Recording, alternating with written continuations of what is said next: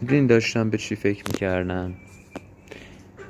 به این فکر میکردم که چقدر دنیا زیبا میشه وقتی که همه کارامون رو برای خدا انجام بدیم، وقتی که هر کاری که انجام میدیم بی منت بی ادعا انجام بدیم.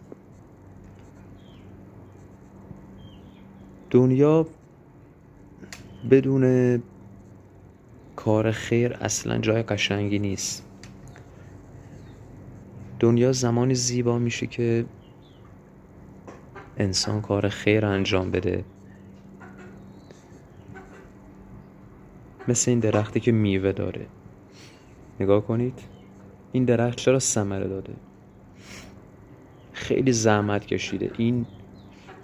این ریشه تا آب خورده، رفته تو ساقه ها، به مرور زمان آفتاب کمک همه چیز باعث شده که این درخت ثمره بده.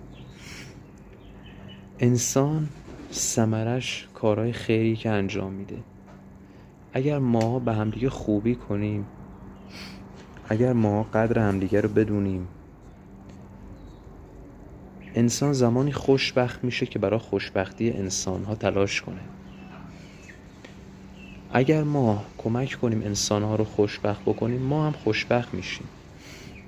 این دستور کائناته. این همون کارماست که به خود ما برمیگرده. وقتی که انسان کسی رو خوشبخت بکنه خوشبخت میشه. اگر کسی رو بدبخت کنه بدبخت میشه. اگر با زن شوهردار بره، یه روزی با زن خودش خیانت میشه. اگر انسان به ناموس مردم بد نگاه کنه، یه روزی به ناموس خودش بد نگاه میکنه.